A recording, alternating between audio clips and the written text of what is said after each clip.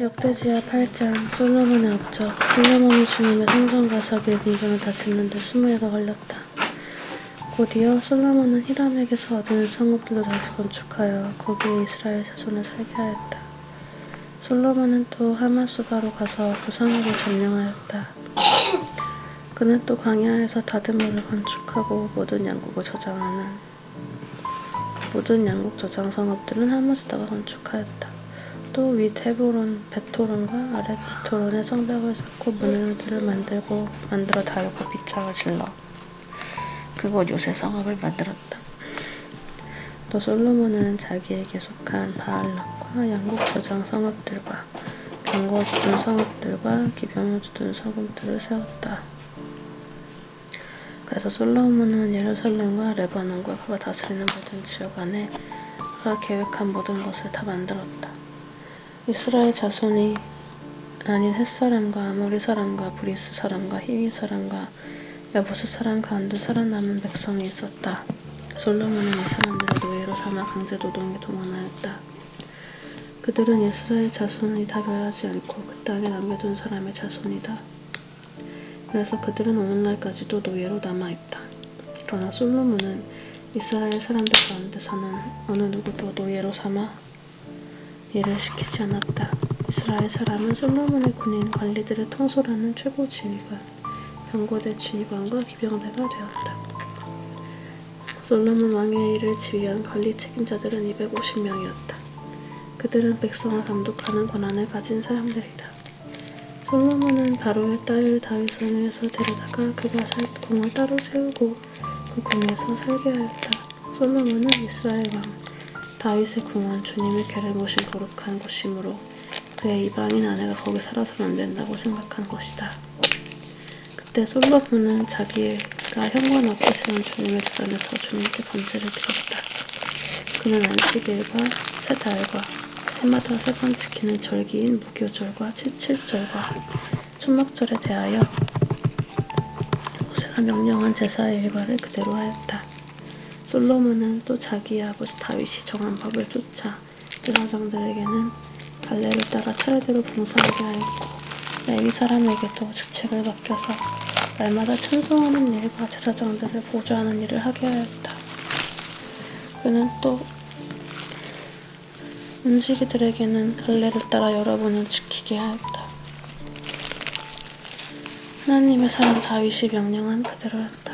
제사장들과 레위 사람들은 곡간 관리에 이르기까지 온갖 일에 있어서 다윗 왕이 명령한 것은 어느 것 하나도 어기지 않고 따랐다. 이렇게 주님의 성전 기초가 놓인 날부터 시작하여 공사가 완성되기까지 솔로몬의 모든 건축 공사가 잘 진행되었으니 주님의 성전이 비로소 완공되었다.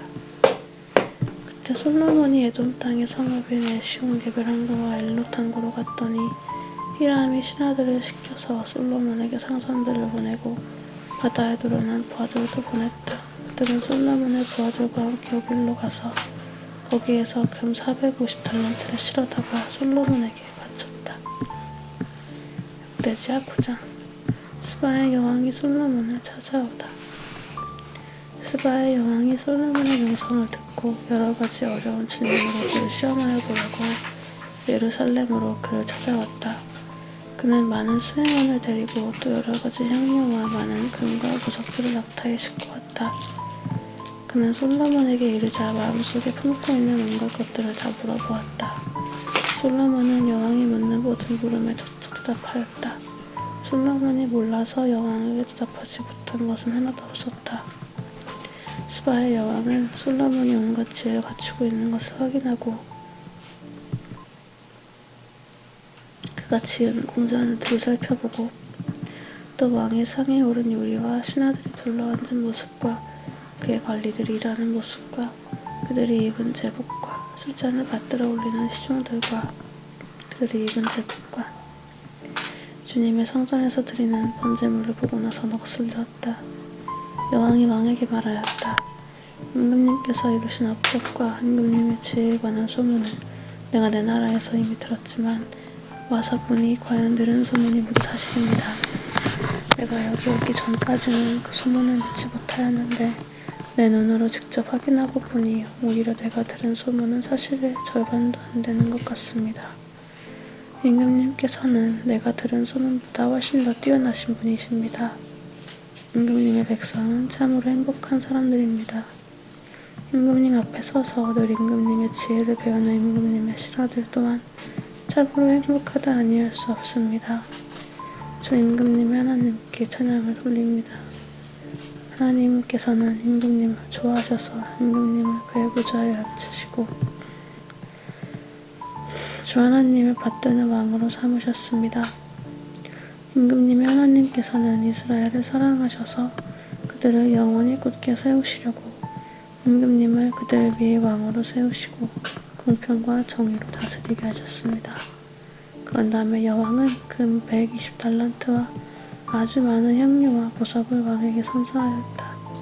솔로몬 왕은 스바의 여왕에게서 받은 만큼 그렇게 많은 향료를 다시는 어느 누구에게도 받아본 일이 없다. 히람의 일꾼들과 솔로몬의 일꾼들도 오빌에서 금을 실어왔다. 그들은 백단목과 보석도 가져왔다. 왕은 이 백단목으로 주님의 성전과 왕궁의 계단을 만들고 합창단원이 쓸 수금과 검은고를 만들었다. 이와 같은 백단목은 일찍 유다 땅에서는 본 일이 없었다. 솔로몬 왕은 스바의 여왕이 가져온 것보다 더 많이 주었을 뿐만 아니라 여왕이 요구하는 대로 가지고 싶어하는 것은 모두 주었다. 여왕은 신하들과 함께 자기의 나라로 돌아갔다. 솔로몬의 부귀영화. 해마다 솔로몬에게 들어오는 금의 무게가 666달란트나 되었다. 이 밖에도 관세 수입과 외국과의 무역에서 벌어들인 것이 있고 아라비아의 모든 왕들과 국내의 지방 장관이 보내오는 금도 있었다. 솔로몬 왕은 금을 두드려 펴서 입힌 큰 방패 200개나 만들었는데 방패 하나에 들어간 금만 해도 600세겔이나 되었다. 그는 또 금을 두드려 펴서 입힌 작은 방패를 300개 만들었는데 그 방패 하나에 들어간 금은 300세겔이었다. 왕은 이 방패들을 레바논 수풀궁에 두었다. 왕은 또 상하로 큰 보좌를 만들고 겉에 순금을 입혔다. 그 보좌를 오르는 층계는 계단이 6이었으며 보좌에 붙은 발받침대는 금으로 만든 것이었다. 앉는 자리 양쪽에는 팔걸이가 있고 팔걸이 양옆에는 사자상이 하나씩 서 있었다. 6개 계단 양쪽에도 각각 16개씩 12개의 사자상이 서 있었다. 일찍 어느 나라에서도 이렇게 만들지 못하였다. 솔로몬 왕이 마시는 데 쓰는 모든 그릇은 금으로 되어 있었고 레바논 수풀궁에 있는 그릇도 모두 순금으로 만든 것이었다. 솔로몬 시대에는 은은 귀금속 축에 들지도 못하였다.